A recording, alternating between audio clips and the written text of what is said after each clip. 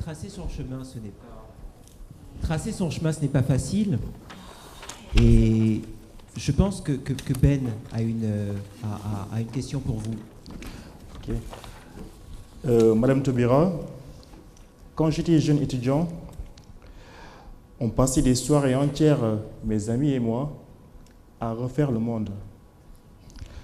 On était contre tout, on voulait changer les choses, on était ancré dans l'indignation.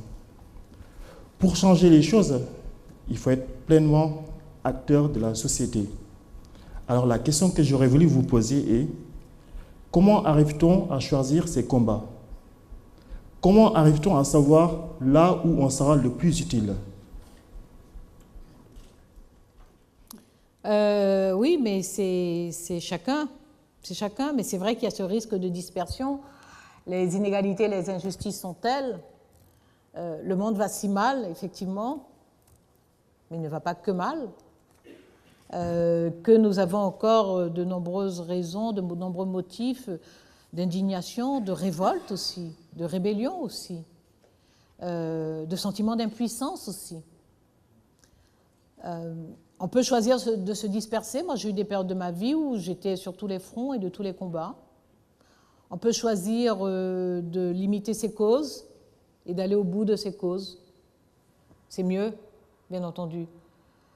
Mais souvent, on est aspiré, happé, rattrapé par les autres causes, parce que les gens vous disent, mais puisque vous battez sur ça, regardez ce qui se passe là. Qu'est-ce que vous faites? Vous ne faites rien. Bon. Vous voyez que c'est une inégalité, c'est une injustice.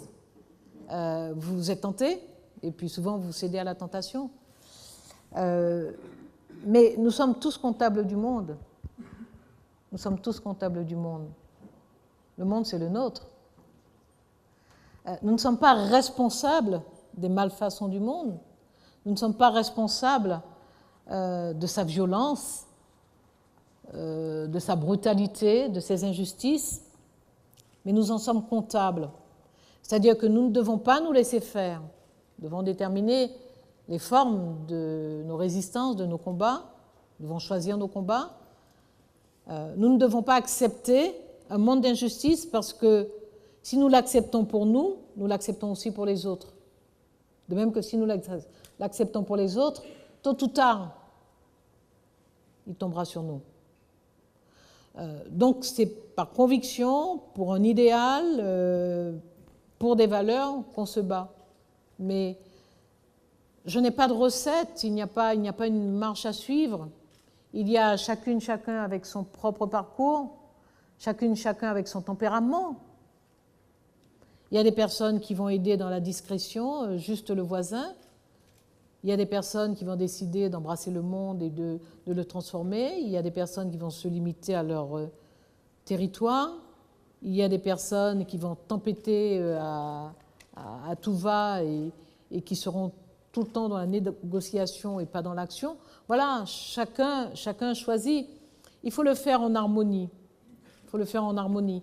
Et c'est ça, la probité la plus grande, la plus profonde, c'est ne pas faire pour que les autres voient, c'est ne pas faire pour que les autres jugent, c'est ne pas faire selon ce que pensent les autres, c'est faire selon ses convictions profondes, en accord avec sa conception de la vie, ce que j'appelle l'éthique, c'est-à-dire le rapport que l'on a à soi, à la vie, aux autres.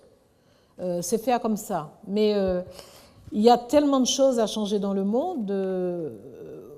Moi, il m'est arrivé en tant que député de parvenir à agir, c'est-à-dire d'aider à dissoudre des injustices, d'aider des personnes.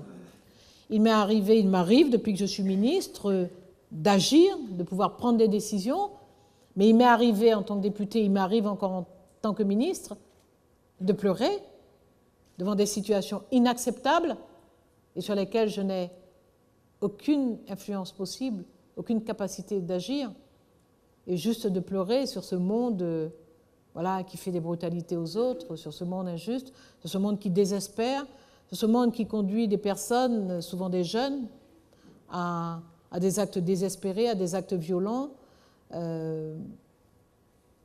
parce que ce monde leur donne un visage d'inégalité, d'égoïsme, de brutalité. Ça n'excuse pas leurs actes. Parce que tout le monde, tous les jeunes, confrontés aux mêmes situations, ne réagissent pas de la même façon. Donc ça n'excuse pas ceux qui agissent de cette façon. Mais il n'empêche qu'on peut prendre acte du fait que le monde est tellement inégalitaire et brutal qu'il peut conduire à cela. Il n'y a pas de recette, je suis désolée.